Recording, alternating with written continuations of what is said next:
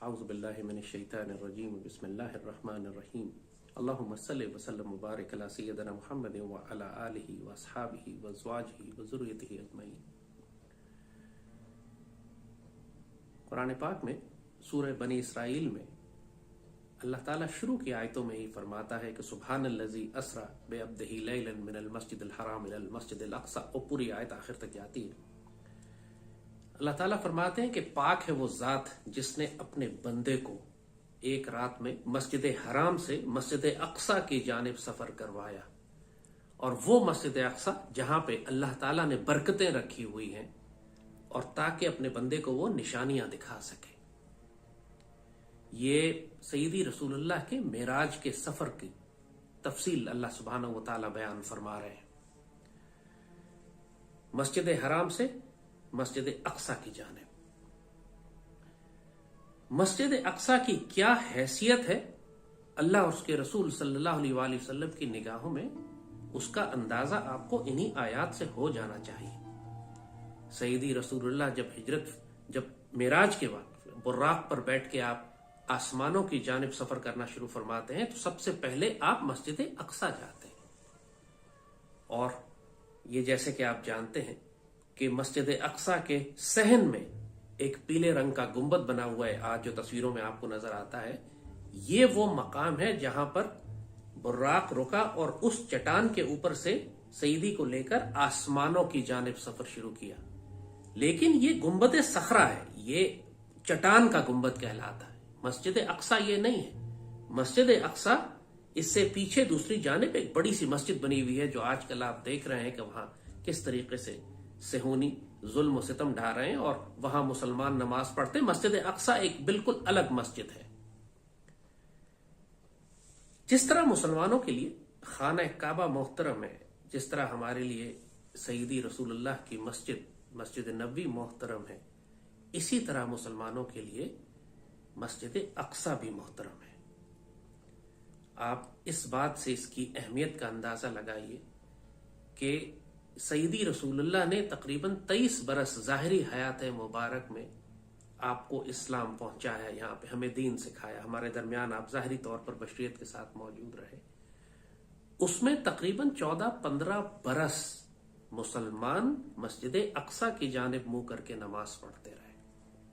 تمام مکی دور کے 13 سال اور مدنی دور کے تقریباً 1-1.5 سال مسلمانوں کی نماز پڑھنے کے لیے جو سمت ہوتی تھی وہ بالکل شام کی جانب، فلسطین کی جانب ہوا کرتی تھی، بیت المقدس شریف کی جانب، مسجد اقصی کی جانب، خانہ کعبہ کی جانب ہم منہ کر کے نماز نہیں پڑھتے تھے۔ یہ مسجد مدینہ منورہ میں وہ مسجد ہے، مسجد قبلتین جسے کہتے ہیں، کہ جب آپ سیدی رسول اللہ نماز پڑھا رہے تھے تو عین اس وقت اللہ تعالیٰ نے وہ آیتیں نازل فرمائی کہ قرآن میں وہ آیتیں پوری تفصیل سے لکھی ہوئی ہیں کہ آپ اللہ تعالیٰ نے فرمایا کہ ہم دیکھ رہے ہیں کہ آپ بار بار آسمان کی جانب منہ اٹھا کر اللہ تعالیٰ سے طلب فرما رہے ہیں، اور آپ چاہتے ہیں کہ آپ کا رخ مسجد حرام کی جانب کر دیا جائے، تو اللہ نے آپ کی یہ خواہش قبول فرما لی، اور اب جہاں بھی ہوں مسلمان اپنا منہ مسجد حرام یعنی مکہ مکرمہ کی جانب کر لیں۔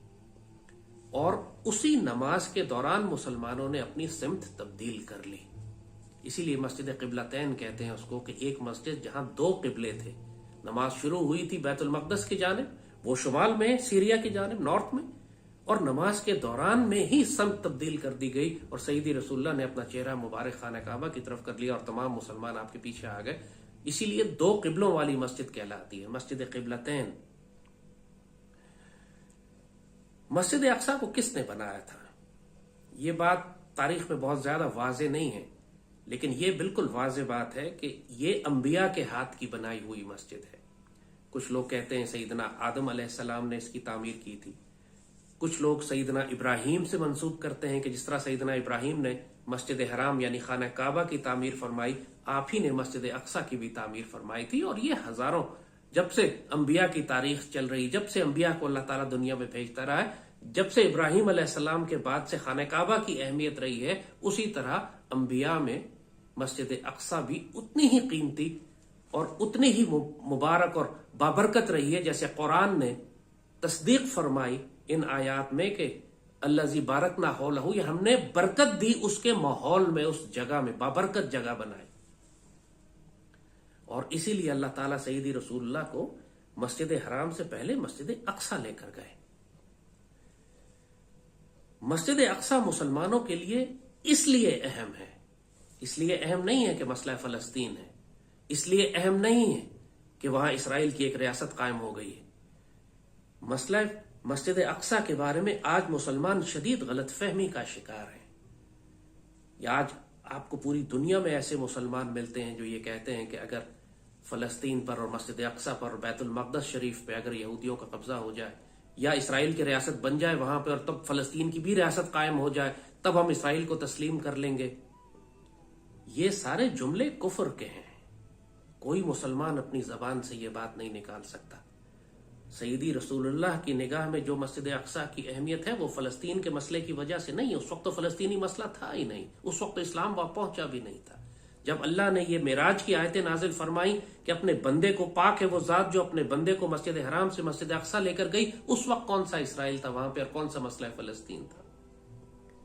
ہمارے لیے بیت المقدس شریف اس لیے مقدس ہے کہ اللہ نے فرمایا کہ یہ بابرکت جگہ ہے اور یہاں مسجد اقصی ہے.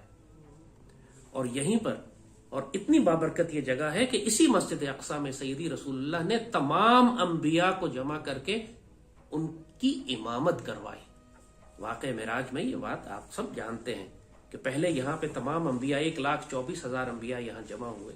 سیدی رسول اللہ نے ان کی امامت فرمائی اور اس کے بعد سیدی رسول اللہ پھر گنبد صخرہ سے اس چٹان سے براق پر بیٹھ کے اللہ تعالیٰ کے پاس آسمانوں پر تشریف لے گئے، جہاں پہ پورا معراج کا سفر ہے وہ ہم بیان بھی کر چکے ہیں. اور آپ کو معلوم بھی ہے کہ جب آپ سدرۃ المنتہا پھر پار کر کے اللہ کے پاس گئے اور پھر وہاں نمازیں بھی فرض ہوئیں آپ پہ، اور وہ جو کرم اور فضل ہوا اس کے بعد جو تحفے سیدی اپنی امت کے لیے واپس لے کر آئے، اور راستے میں بھی آپ کی تمام انبیاء سے ملاقاتیں ہوتی رہیں. وہ واقعہ بھی آپ جانتے ہیں کہ بار بار جب اللہ نے پہلے 50 نمازیں فرض کی، جب سیدی تشریف لانے لگے تو سیدنا موسیٰ نے فرمایا کہ میری قوم نے کبھی اللہ کے حکم کی اطاعت نہیں کی اور آپ کی قوم کے لیے مشقت ہو جائے گی، 50 نمازیں یہ دن میں نہیں پڑھ سکیں گے. تو سیدی رسول اللہ دوبارہ واپس گئے، پھر اللہ سے درخواست کی، اللہ نے پھر کم کر دی، اور یہ کئی دفعہ ہوتا رہا حتیٰ کہ 5 نمازیں فرض ہو گئیں. اور پھر سیدنا موسیٰ نے فرمایا کہ آپ کی قوم یہ 5 نمازیں بھی نہیں پڑھے گی. تو سیدی رسول اللہ نے فرمایا، جس کا مفہوم ہے کہ اب مجھے شرم آتی ہے کہ میں اللہ کے پاس دوبارہ لوٹ کے جاؤں.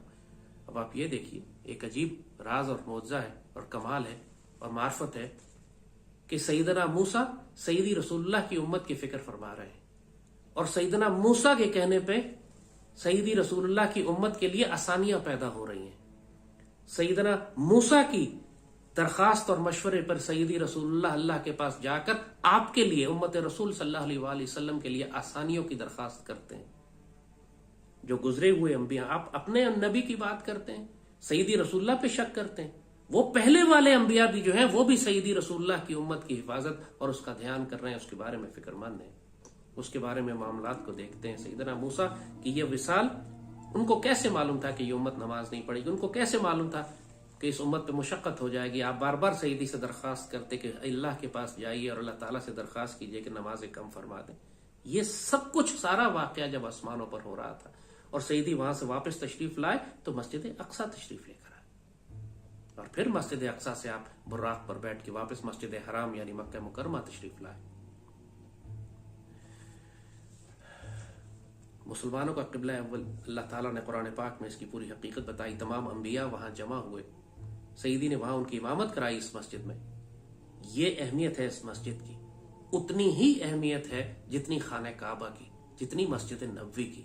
ہم اسے قبلہ اول کہتے ہیں، پہلا قبلہ ہمارا وہ ہے، لیکن اس کی اہمیت مسجد نبوی اور مسجد حرام سے کم نہیں ہے.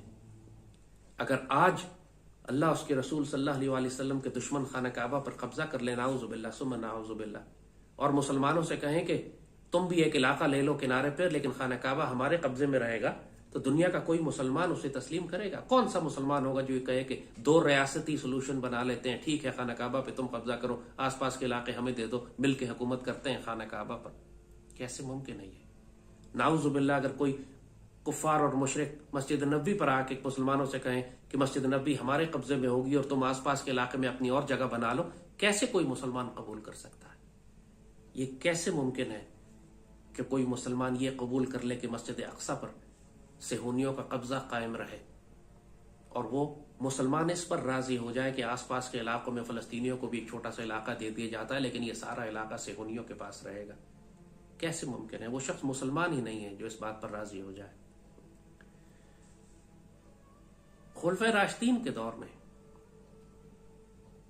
جب سیدی رسول اللہ کے حکم پر دین کو پھیلانے کی ڈیوٹی لے کے صحابہ کرام جزیرہ نما عرب سے باہر نکلے تو یہ تاریخ آپ جانتے ہیں کہ مسلمانوں کی ایک فوج سیدنا ابو بکر نے عراق اور ایران کی جانب بھیجی اور دوسری فوج کو شام کی جانب روانہ فرمایا.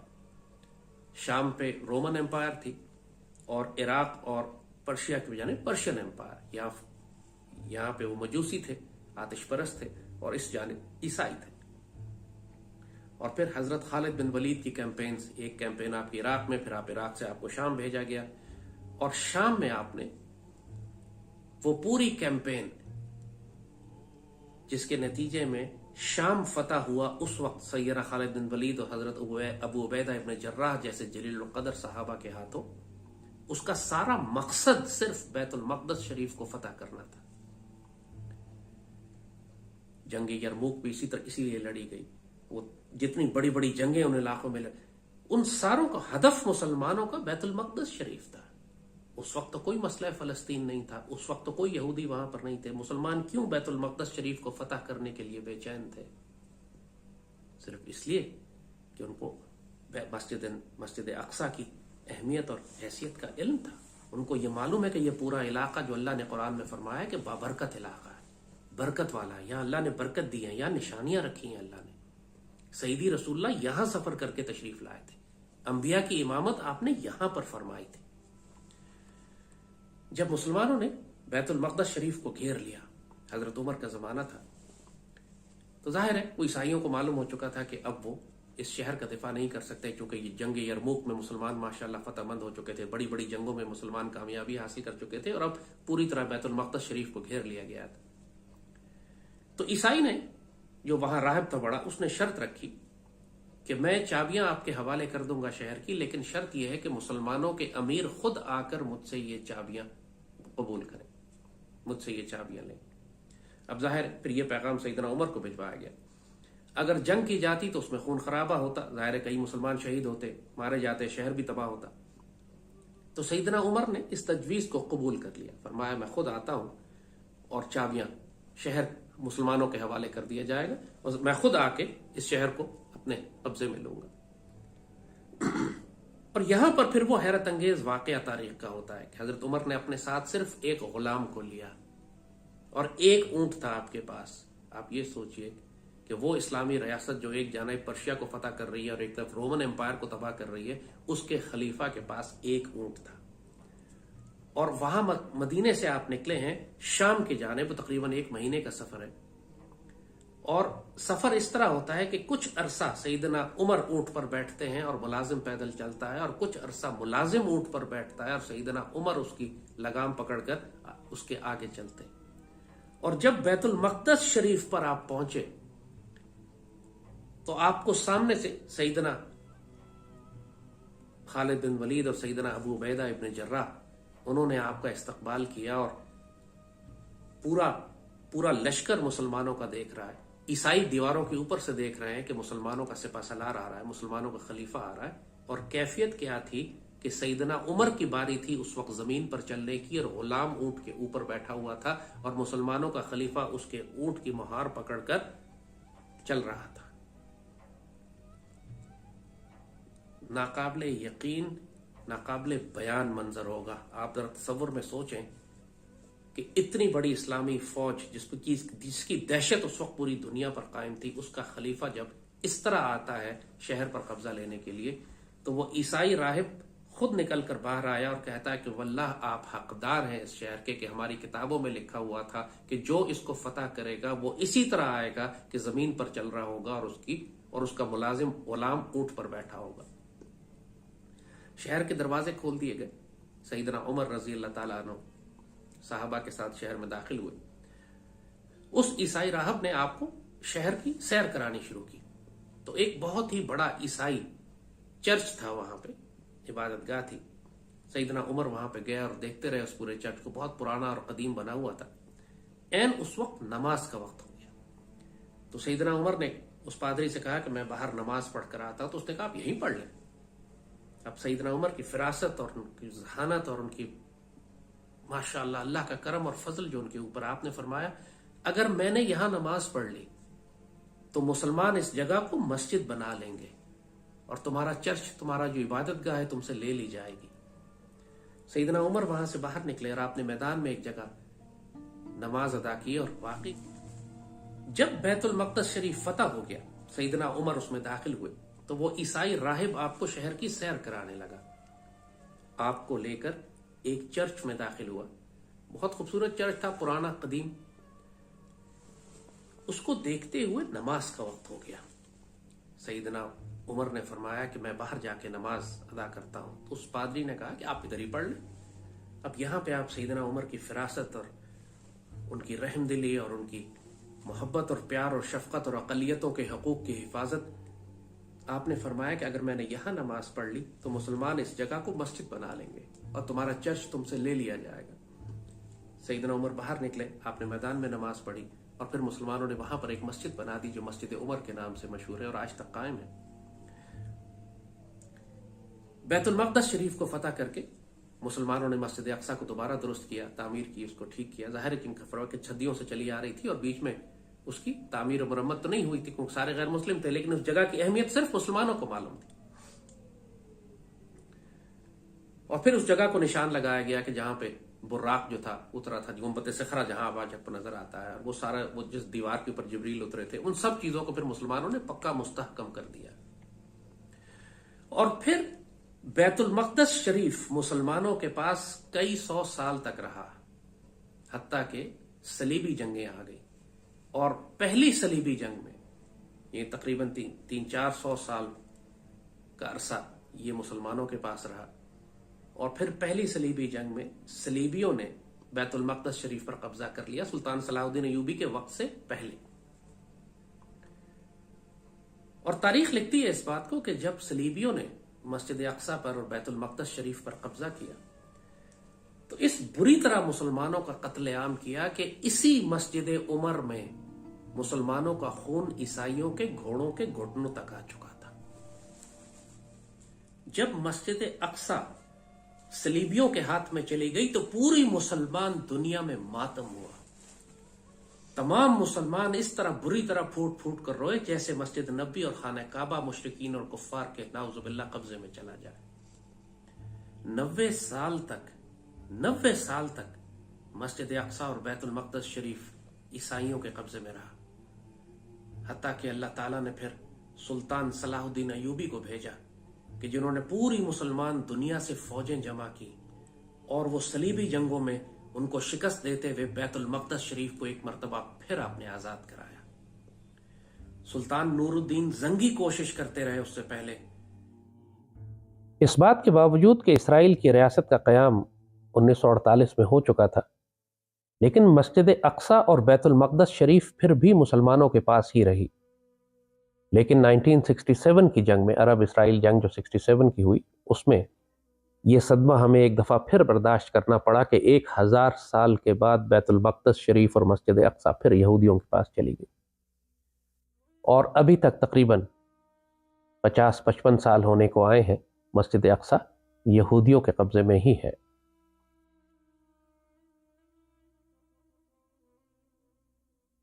ہر مسلمان پر واجب ہے کہ مسجد اقصی کی آزادی کے لیے اپنا جان، مال، عزت اور وقت صرف کرے۔ مسجد اقصی کا مسئلہ فلسطینیوں کا مسئلہ نہیں ہے۔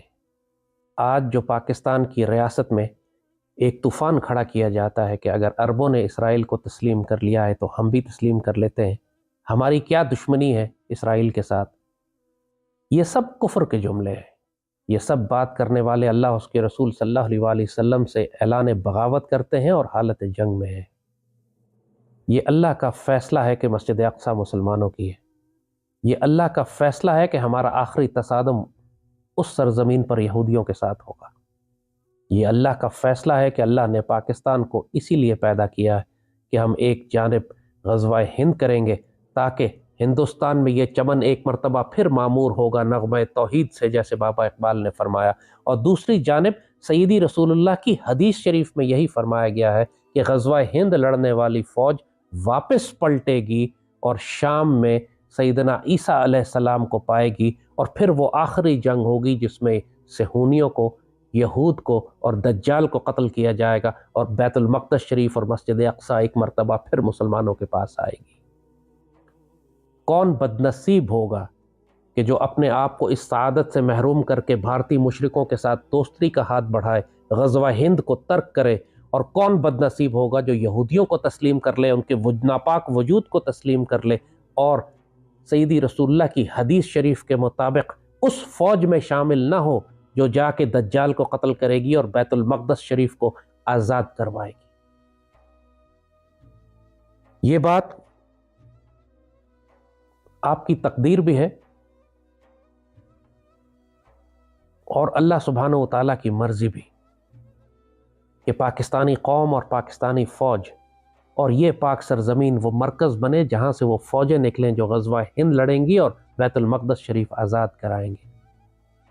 اپنی ہر نماز میں یہ دعا تو کم از کم کیا کریں، یا اللہ ہمیں غزوہ ہند کی سعادت نصیب فرما، یا اللہ ہمیں بیت المقدس شریف کی آزادی کی سعادت نصیب فرما، یا اللہ ہمیں خلافت الہم منہاج النبوہ نصیب فرما، ہمیں حیات طیبہ، رزق الکریم اور حسن خاتمہ نصیب فرما، اور شہادت کی موت نصیب فرما۔